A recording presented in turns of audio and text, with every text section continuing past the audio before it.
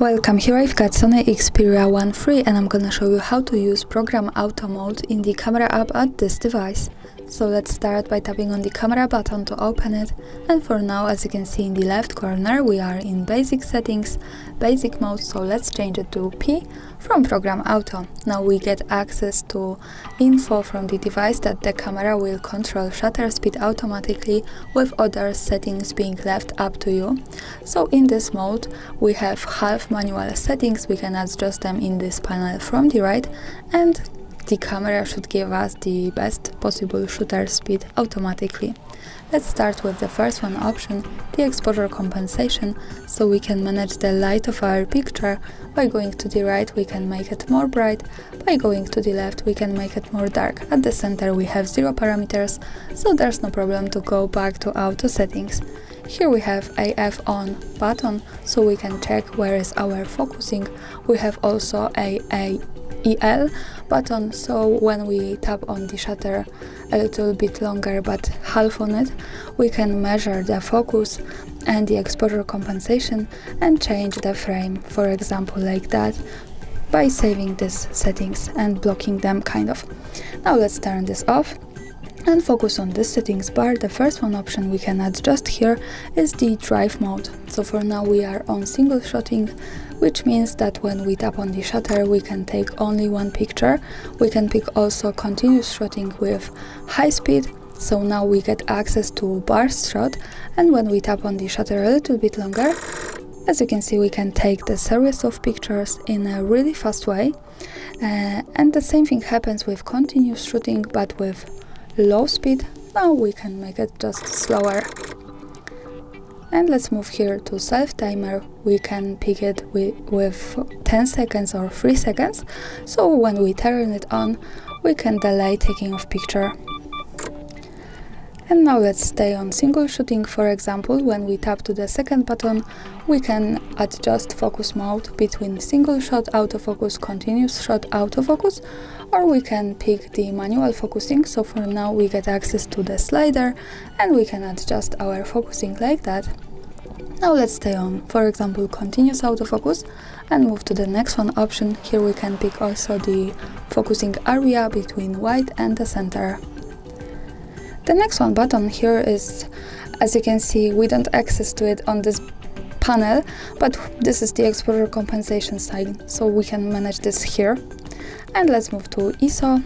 We can adjust here camera sensitivity to light. We are on auto, or we can pick between 64, so make it less sensitive, or go to the right to more sensitivity. The highest here is 3 and 2000, so this is really wide spectrum and wide choice. Now let's move to the next one option. Here we can pick also the metering mode between multi, center and the spot. And here also the next one option is the flash mode. So the auto is locked because here we can adjust it manually, and also the important thing is that we can adjust the exposure manually, so the light. So we can pick only the field flash, red eye reduction, turn it off and pick the torch, so the fill light. And now let me keep this, turn it off and move to the next one option, the white balance. Here we have also really cool settings, because the white balance allows us to control the temperature of our picture, the balance between warm and cold tones of our photo. So we can pick ready lights we have in the area between cloudy, daylight, fluorescent, incandescent and the shade, or we can adjust our own custom white balances here and apply it. Or we can pick also here to adjust, and we have really professional panel to do it. Or we can reset this or stay like that and save it. Now let's stay on auto white balance and move to the next one option.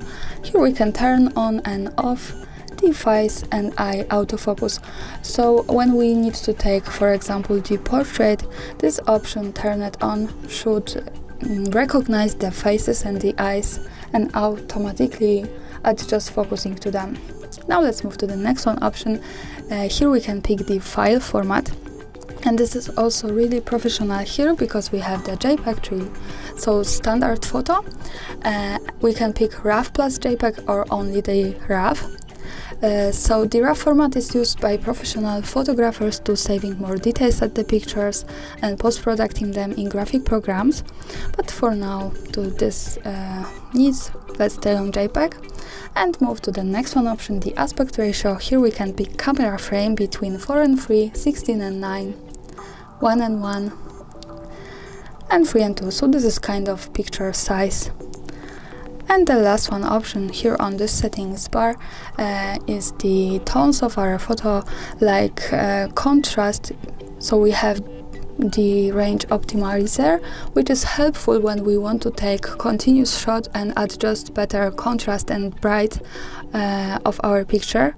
We have HDR, so it is useful when we want to adjust the parts of our pictures that are in dark or in light better, or we can just turn them off as we need. Here we have also the lock button, so when we adjust these settings we can lock them and save them like that, or unlock. And now let's move to the left side. I want to show you that when we tap on this, we get access to some more information at the panel, so we can see how many space we have, how much megapixels have our camera, what is the format. So this is the quick access to this information that are adjusted here. We can also see the histogram and the leveler. The leveler is useful when we want to keep our device steady when we need to take straight pictures. So as you can see, when we have green line, we can see that we hold it steady. And here, when we tap on it, we can turn it off and move to lens. So here we can pick between 4 lenses. Maybe let me show you them also like that. This is how this device looks from the back. And this is how to manage them. We can also tap here to get access to this panel and more advanced use zoom in each of these lenses. So this is really professional and cool thing here. And also when we tap to menu, we get access to more options. We can pick shooting, exposure, color, focus, or just setup. Most of them are also like in this quick view. So you maybe I'm not going to focusing on all of that, but good to know that we have it here. And that's all. This is how to use this program Auto Mode. Thanks for watching, subscribe our channel and leave the thumbs up.